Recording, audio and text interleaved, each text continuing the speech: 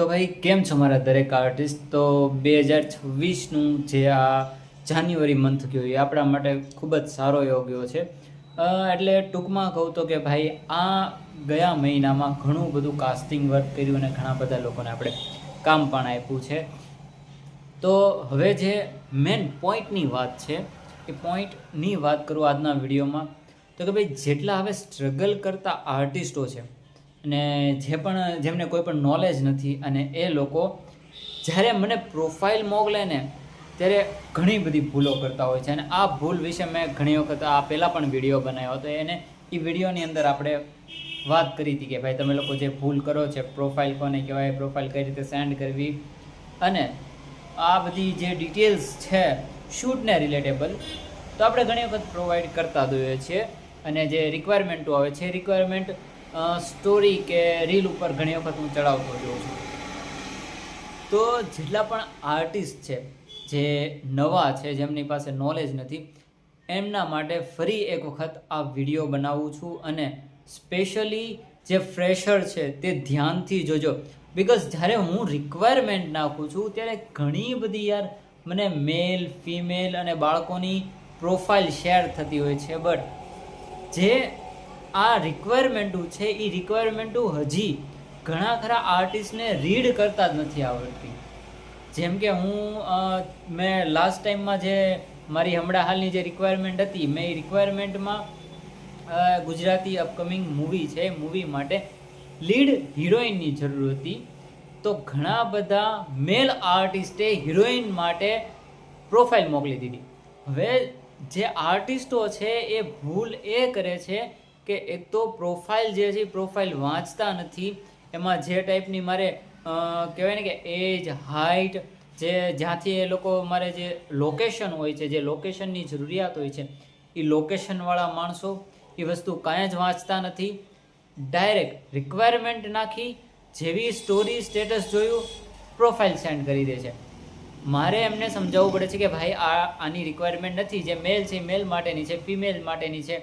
તો તમે લોકો રિક્વાયરમેન્ટ પ્રોપર વાંચો અને કેરફુલી આ રિક્વાયરમેન્ટો વાંચો. અને રિક્વાયરમેન્ટ વાંચ્યા બાદ તમે એક વખત પોતાના પ્રોફાઇલ ચેક કરો કે જે રિક્વાયરમેન્ટ છે એ રિક્વાયરમેન્ટની ડિટેલ્સમાં હું ફિટ બેઠું છું. જો તમને લાગે કે તમે રિક્વાયરમેન્ટમાં ફિટ બેઠો છો, તો પછી તમે મને પ્રોફાઇલ શેર કરો. ખાલી રિક્વાયરમેન્ટ વાંચીને રિક્વાયરમેન્ટના આધાર પર તમે મને ખાલી પ્રોફાઇલ શેર ન કરો, બિકોઝ એમાં એવું થાય છે કે હું રિક્વાયરમેન્ટ નાખું અને તમે મને પ્રોફાઇલ મોકલો. ઘણી વખત મારું ધ્યાન નથી હોતું કે તમે કઈ રિક્વાયરમેન્ટ માટે મને અપ્લાય કર્યું છે. કારણ કે ક્યારેક હું 2 થી 3 રિક્વાયરમેન્ટો પણ નાખતો હોઉં છું વિડીયો કે સ્ટેટસમાં, તો મારું ધ્યાન નથી હોતું. તો હું જે રિક્વાયરમેન્ટ નાખું છું એ રિક્વાયરમેન્ટમાં મને તમે જે રિક્વાયરમેન્ટ હોય એ રિક્વાયરમેન્ટનું નામ લખીને મોકલો, તમારી ડિટેલ્સ શેર કરો. જો તમે જે રિક્વાયરમેન્ટ છે એ રિક્વાયરમેન્ટની અંદર ફિટ બેઠો છો તો જ તમે શેર કરો. બિકોઝ તમે લોકો એવું કરો છો કારણ કે મારે જ્યારે આગળ મોકલવાની હોય ત્યારે ઉપરથી પ્રોડક્શન હાઉસ કે ઘણા બીજા મોટા કાસ્ટિંગ ડિરેક્ટરો હોય, મારી ઉપરના જે સિનિયરો હોય છે, એ લોકો અમને ખીજાતા હોય છે. એટલે આવું ન કરો. અને મેન પોઈન્ટની વાત તો એ કે જે નવા ફ્રેશર આર્ટિસ્ટો છે ને, જ્યારે હું એને એમ કહું ને કે ભાઈ તમે તમારી પ્રોફાઇલ મને શેર કરો, તો ભાઈ આ પ્રોફાઇલ એટલે ઇન્સ્ટાગ્રામની આઈડી નથી. તમે લોકો મને ઇન્સ્ટાગ્રામની આઈડી હું કામ ને શેર કરો છો? અને ઇન્સ્ટાગ્રામની આઈડી એક પ્રોફાઇલ બેઝની તમારી જે ડિટેલ્સ છે એની અંદર એની લિંક જોઈન કરો, નહીં કે મને તમારી ઇન્સ્ટાગ્રામની લિંક શેર કરો. હવે જ્યારે હું જે નવા આર્ટિસ્ટો છે, તો ઘણા આર્ટિસ્ટો પાસે હું પ્રોફાઇલ માંગુ છું, એ પ્રોફાઇલની જગ્યાએ મને ઇન્સ્ટાગ્રામની આઈડી નાખી દે છે. તો ભાઈ આ મિસ્ટેક ન કરો, ઇન્સ્ટાગ્રામની આઈડી ન મોકલો. પ્રોફાઇલનો મતલબ થાય છે તમારું નામ, એજ, હાઇટ, લોકેશન, આ બધી વસ્તુ તમારે મને શેર કરવાની હોય છે. અને સાથે તમારા જે બેસ્ટ એવા 4 પિક્ચર્સ, એ પિક્ચર્સ મને શેર કરી દો. અને સાથે હજી મેં આના પહેલાં પણ વાત કરી હતી અને ફરી એક વખત હું તમને લોકોને રિમાઇન્ડ કરી દઉં છું, તમે લોકો આર્ટિસ્ટ છો તો આ ભૂલ ન કરો. તમે લોકો મને સેલ્ફી મોકલવાનું બંધ કરો. તમે લોકો મને કેટલી સેલ્ફીઓ મોકલો છો? એક પ્રોફાઇલની અંદર નહીં તો 2 થી 3 સેલ્ફી હોય છે.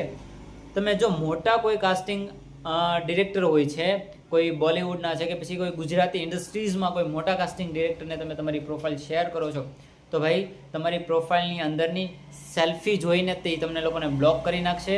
એ લોકોના મનમાં એક વાત બેઠી જશે કે આ જે પર્સન છે એને એક્ટિંગ ફિલ્ડનું કોઈ નોલેજ નથી, એટલે તમને બ્લોક કરી નાખશે, તમારું પ્રોફાઇલ ઇગ્નોર થઈ જશે. અને જો તમારું સિલેક્શન થતું છે, તમે ફિટ બેઠતા હશો, તમારો ફેસ લુક મેચ થતો છે, તો પણ તમને એ લોકોને કાસ્ટિંગ કામ નહીં આપે. તમારું જે ઇમ્પ્રેશન જે કહેવાય એ ખૂબ જ ખરાબ પડશે.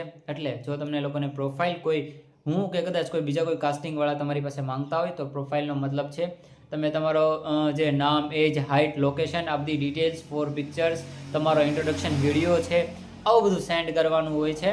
નહીં કે તમારી ઇન્સ્ટાગ્રામની આઈડી. જો તમે લોકો આવીને આવી ભૂલ કરતા રહેશો તો પછી તમે કોઈ પણ જગ્યાએ એક્ટિંગ ફિલ્ડમાં આગળ નહીં વધી શકો. જો તમને મારી વાત સમજાતી ન હોય તો તમે યુટ્યુબમાં અથવા તો ગૂગલ્સ પર સર્ચ કરીને એક્ટિંગ ફિલ્ડ વિશે નોલેજ લો. બિકોઝ ઘણા બધા આર્ટિસ્ટ એવા છે જેમને નોલેજ નથી, ખાલી રિક્વાયરમેન્ટ સાંભળીને તે મને ખાલી પ્રોફાઇલ મોકલે છે. તો આ વસ્તુ ન કરો. તમારે જો ગુજરાતી ફિલ્મ ઇન્ડસ્ટ્રીઝમાં કે મોડલિંગની ઇન્ડસ્ટ્રીઝમાં આગળ વધવું હોય તો એમનું નોલેજ લ્યો, અને એના પછી પ્રોપર નોલેજ લીધા બાદ મને તમારી પ્રોફાઇલ જે રિક્વાયરમેન્ટ છે એ રિક્વાયરમેન્ટમાં ફિટ બેઠતી હોય તો મને એ રિક્વાયરમેન્ટ તમારી જે પ્રોફાઇલ છે એ મને શેર કરી દો. અને સાથે મારી ઇન્સ્ટાગ્રામ આઈડી ઓફિશિયલ ધીરેનને ફોલો કરી લેજો, અને યુટ્યુબ ચેનલ જે આપણી છે વાઘેલા ધીરેન એને પણ સબસ્ક્રાઈબ કરી લો, લાઈક કરી લો અને કમેન્ટ કરો. અને ઘણા બધા આર્ટિસ્ટો જે હું આ વિડીયો બનાવું છું તમે લોકો યાર જોતા જ નથી. બિકોઝ જે હું વિડીયો બનાવું છું એ વિડીયો તમારા લોકો માટે જ બનાવું છું. અને સેકન્ડ કે ભાઈ તમે વિડીયો જોશો, મારો વિડીયો ન જોવો ઇટ્સ ઓકે, પણ કોઈ પણ બીજા જે કાસ્ટિંગ ડિરેક્ટરો છે એમના વિડીયો જોવો, થોડુંક નોલેજ લો, તમને આઈડિયા આવશે. બસ આજના વિડીયોમાં આટલું જ નોલેજ તમને શેર કરવાનું હતું. તો દરેક આર્ટિસ્ટને જે પણ આપણી રિક્વાયરમેન્ટોમાં અપ્લાય કરે છે દરેક આર્ટિસ્ટને બેસ્ટ ઓફ લક. અને તમે તમારું હાર્ડવર્ક આપતા રહ્યો, આજ નહીં તો કાલ સિલેક્શન તમારું થઈ જશે. Okay, and best of luck.